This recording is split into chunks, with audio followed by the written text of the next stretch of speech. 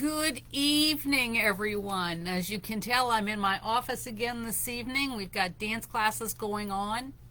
I hope everyone is doing well this evening.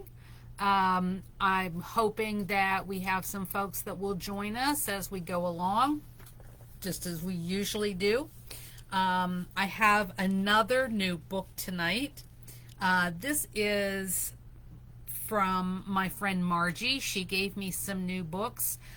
Julie from here at the House of the Carpenter found some new books. So I've got a whole bunch of new books that I'm going to be reading for folks.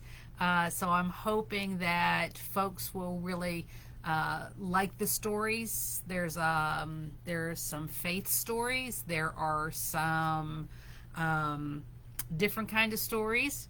So I hope that you will enjoy them. I have some that were given to me by Karen. So we've got a whole bunch of stories that are going to be coming up in the near future. Well, hello, Allens. I hope that Stella and Jade are doing well. I hope Dawn is doing well. We've got our story tonight. Benji's new friends. So hopefully you will enjoy this story. So we start out, it's written by Jillian Harker, and it's illustrated by Jill McLean. So, Benji's new friends. Benji sat on the bed, feeling a little bit lonely. He was new here, and he hadn't seen anyone else in the bedroom. He watched a moonbeam slip through a gap in the curtains and slid across the bed. "I wish I had someone to come and play with," he whispered.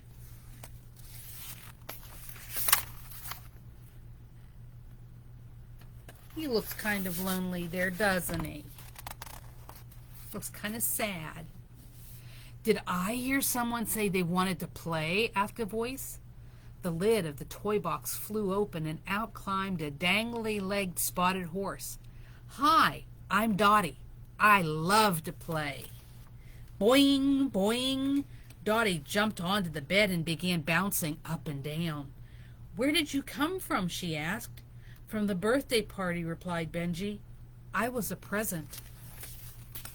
There's Dottie coming out of the toy box. And there they are. New friends.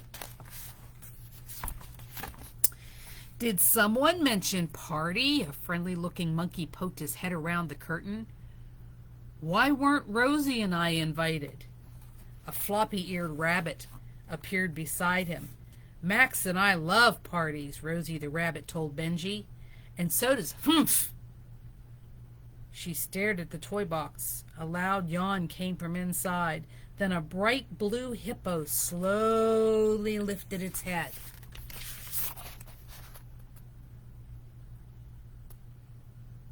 Wow, Benji's making a lot of new friends, isn't he? "Party! A party!" said Humph. "That means food, and I'm hungry. Is there anything left to eat?" "I think there are some cupcakes in the kitchen," replied Benji. "But do you think we should?" But Humph was already out the door. "Oh," said Benji, looking at the toys. "Should we go after him?"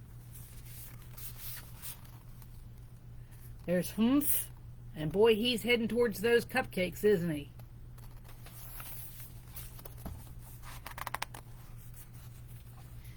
Benji was bumping down the stairs after Humph when Dottie zoomed past. "This is fun," she neighed. "Wait for me," called Benji. Whee!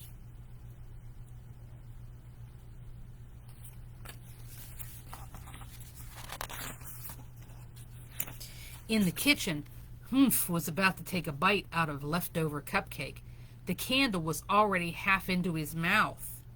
Benji grabbed it just in time. "Excuse me," he explained, "but aren't you supposed to eat that part?" "Thanks, Benji. You're smart. I wish I knew things like that," grumbled Humph. Have you ever tried to eat a candle? I hope not. It's a good thing Benji was around. Before Benji could explain about the candle, he heard Dottie and Rosie yell loudly. They were staring at a large black shape outside the kitchen window. They grabbed Benji and held tight. "It's just a cat," Benji said. "No need to worry." "Phew," sighed Rosie with relief. "I wish I could be as brave as you, Benji," laughed Dottie. "Look at that kitty cat. It looks like a big kitty cat, doesn't he?" And there they are. They're holding on to Benji.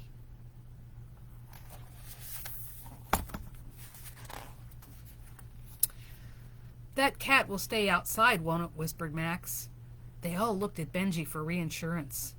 Max had crept across the room and hidden under the table. Hump's knees were shaking.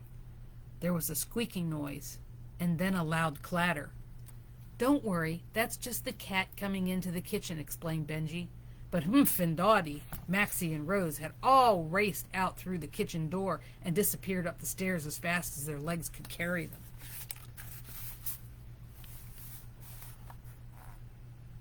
They all look really scared, don't they? Have you ever been scared when you heard a noise? I have. Benji found them all back in the bedroom. It took some time to persuade them to come out. "Benji, will you always be here to look after us?" Dottie asked him. Benji gave a tiny little smile. It was nice to feel wanted. "Of course," he replied. "Look under the bed." I think that might be Dottie. That looks like Dottie's tail.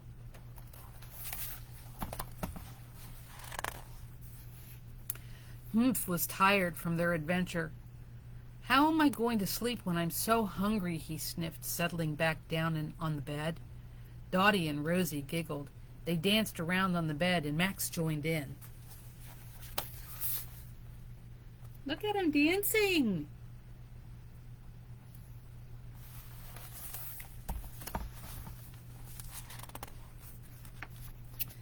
"Why don't we all play in the yard tomorrow?" Rosie suggested. "What's your yard like?" asked Benji. "I'll show you," said Dottie as she helped Benji up so he could look out the window. "Wow," he said, "it looks really exciting. Are you going to play in the yard, Humph?" "Humph," said Humph sleepily. "It's such a long way to the yard. I might just take a little nap instead."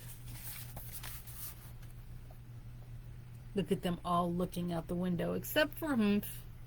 He doesn't look like he's too interested, does he? Benji smiled at his sleeping new friend. Dottie jumped back onto the bed and started to bounce. Benji looked up at the moon. He had a feeling that he wouldn't be lonely anymore. "I wish that tomorrow was as much fun as today," he whispered.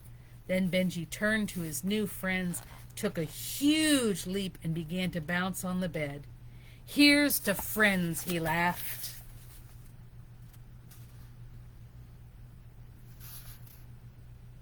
That was a big jump on the bed, wasn't it? And there we have them all playing on the bed together. Have you ever had friends that you played on the bed with? I've jumped up and down on beds. Would you believe one time I was jumping up and down on my mom and dad's bed and I fell off and I hit the corner of a step. That is no fun. So I don't recommend jumping on beds. No. Haven't you ever heard that little 5 little monkeys jumping on a bed? One fell off and bumped his head. Mama called the doctor and the doctor said, "No more monkeys jumping on the bed." So that's a really good rule to live by. Don't be jumping on the bed. I hope you have a good evening. I hope to see you soon. I hope everybody is starting to feel better. And I miss you guys. So I'll see you soon, I hope. You have a great week. Much love. Bye-bye.